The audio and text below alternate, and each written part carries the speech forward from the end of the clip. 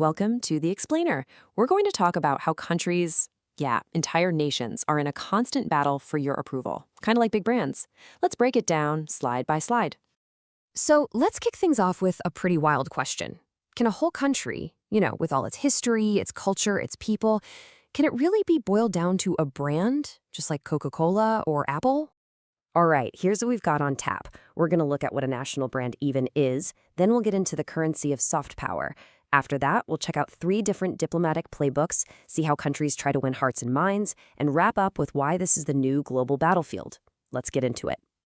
All right, first up, what is a national brand? We're talking from kings to commerce here. And, this idea of a national brand, it's actually not as new as you might think.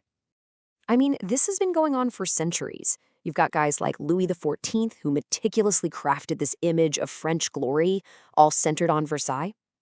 Fast forward a bit and think about Spain. Post-Franco, it completely rebranded itself from a dictatorship into this vibrant modern democracy.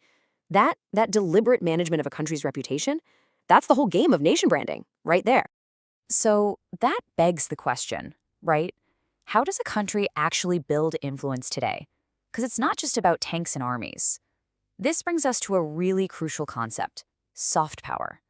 It's all about attraction, not coercion.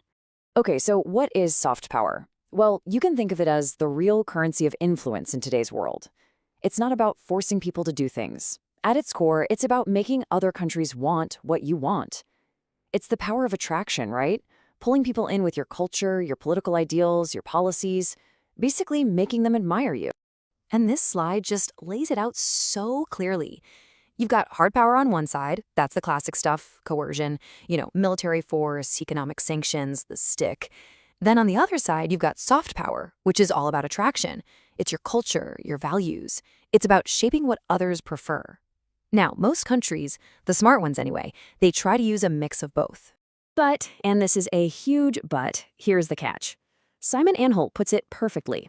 No country can effectively conduct a military offensive and a charm offensive at the very same time. I mean, think about it. It's pretty hard to convince people you're the good guy while you're also flexing military muscle. One move can completely wipe out the other, destroying years of trust in an instant. Okay, so let's make this real. How does this all play out in the real world? We're going to look at 3 totally different diplomatic playbooks: the USA, Canada, and China. First up, the superpower. The United States. I mean, nobody questions their hard power, right? But when it comes to public diplomacy, well, they've run into some pretty big hurdles. Yeah, the period after 9/11 was a really tough lesson for the US. They discovered that military success, like in Iraq, didn't just automatically translate into global love and approval. Actually, it was the opposite. Things like Abu Ghraib and Guantanamo and the whole invasion of Iraq without broad international support, it all started to seriously damage their image and drain that bank account of goodwill, their soft power. Okay, so now let's pivot to a totally different strategy. Let's look at the niche players like Canada and Norway. So what's niche diplomacy? Well, instead of trying to be a heavyweight champ in every ring, these middle power countries play it really smart. They don't try to be influential on everything. They pick their spots. They concentrate their resources on specific issues where they know they can have a real impact and actually get something done. And this is just a brilliant example of it in action. The Ottawa process to ban landmines, Canada totally spearheaded this. It's like a masterclass. They built a coalition of NGOs in other countries, they hosted these focused negotiations, and they just rallied the world around this cause. It shows you how a middle power, when it's focused, can achieve incredible, concrete results. And for our final playbook, let's look at the rising power, China. As its economy has exploded, it's been working really hard to build up its public diplomacy game to match. So China's main goal here is to project this image of a stable, responsible, modernizing nation, someone you can do business with. But they're stuck in this crazy paradox.